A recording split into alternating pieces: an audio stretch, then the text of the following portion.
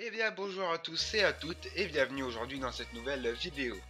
Si vous suivez un peu l'actualité Yokai Watch 2, vous devez déjà être au courant de ce qu'on va parler aujourd'hui. De toute façon vous avez déjà vu le titre de la vidéo. On va tout simplement parler de la sortie de Yokai Watch 2 en France, car oui, enfin, elle a été annoncée il y a quelques heures à l'heure où je vous parle.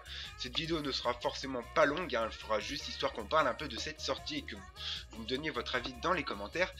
Tout simplement, Yokai Watch 2, attention, tenez-vous bien, il devrait sortir le 7 avril 2017. Voilà, on a la date fixée, normalement ça ne devrait pas changer, pas de retard, pas d'avance, le 7 avril. On l'avait eu le dernier, le 29 avril, le Yokai Watch 1. Et donc, on n'avait pas spécialement une date sûre pour cette année, pour le 2. On avait la date fin avril avec la Corée, mais c'était pas une date sûre, c'était une date approximative. Et donc maintenant, on a début avril, il sort beaucoup plus tôt que le premier l'année dernière, ce qui est cool, ça fait qu'on pourra beaucoup plus y jouer et on pourra passer beaucoup plus de temps. Donc actuellement à l'écran, vous voyez les deux tweets de Yokai Watch France et de Nintendo France qui nous annoncent justement les sorties de ces deux jeux. Donc Nintendo qui nous annonce la sortie le 7 avril de Phantom Buffy et d'Esprit Farceur avec le logo des deux jeux. Donc voilà, on peut voir que les deux jeux sont à peu près pareil, hein, le logo c'est vraiment juste Phantom Buffy et Esprit Farceur qui changent, hein, c'est le même logo, c'est juste voilà, ça qui change. Mais de toute façon, c'est pas ce qui nous intéresse spécialement. Ce qui nous intéresse plus spécialement, ce sont les jaquettes sur le tweet de Yokai Watch France, qui nous annonce tout simplement qu'il sortira aussi le 7 avril, mais en nous mettant des jaquettes provisoires. Donc des jaquettes qui ressemblent un peu à celles japonaises, qui sont en fait un peu modifiées, on va dire, qui ont les mêmes couleurs. Donc pour Bonnie Spirit qui est Ganzo et Frosty Schultz qui est Honke, celui que j'ai, vous avez tout simplement les mêmes couleurs, la couleur dorée et la couleur noire, mais cette fois-ci vous avez vraiment le design qui est modifié, c'est-à-dire que sur les versions japonaises, vous avez les yokai en général.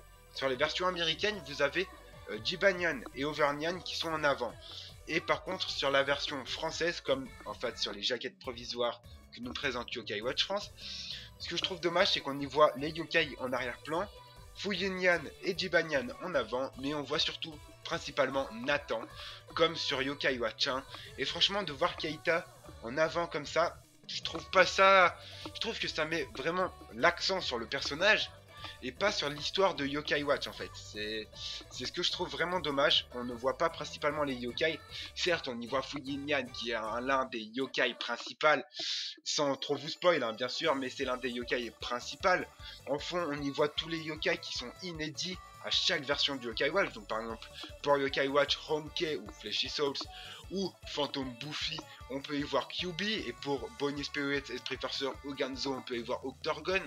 Donc on peut voir vraiment que on peut distinguer directement les yokai exclusifs et l'histoire en soi, l'histoire principale, l'acte principal avec Fuyinyan qui est sur la couverture et Jibanyan bien sûr hein, l'un des yokai principaux. Tout le monde connaît Yokai Watch pour Jibanyan. Tu connais Yokai Watch mais tu connais pas Jibanyan, ça c'est que t'es un peu étrange. Donc ce que voilà, c'est on voit Keita et je trouve ça dommage. En plus il a une position voilà. Mais encore il serait en fond. En fond, j'aurais dit ok, mais là, en fait, ils ont mis l'accent quand même sur la boîte du 1, c'est-à-dire qu'ils vont vraiment mis Keita en avant pour qu'on le voit bien quand on voit le jeu. Alors que les jaquettes, par exemple, japonaises, là, que j'ai actuellement sous la main, elles étaient plus belles, vous les voyez actuellement en montage, elles étaient beaucoup plus belles. On n'y voyait pas Keita, on y voyait juste les yokai. Et ça allait déjà extrêmement bien. Les jaquettes américaines, elles étaient aussi bien, on y voyait les yokai en fond, Overnyan, donc Fuyinyan, moi comme j'aime bien le prononcer, et Jibanyan en avant. Mais malheureusement, ils ont décidé de le changer pour ces nouvelles versions. Après, ce n'est que des jaquettes provisoires, on n'est vraiment pas sûr. Comme le dit bien Yokai Watch France, les jaquettes sont provisoires, on en saura plus dans le futur, même le jour de sa sortie. Mais franchement, j'espère qu'elles vont changer, qu'elles vont garder à peu près le même style que les jaquettes américaines ou les jaquettes japonaises qui étaient déjà très classe. Donc, dans les commentaires, n'hésitez pas à me dire ce que vous pensez de ces jaquettes et ce que vous pensez de la date de sortie.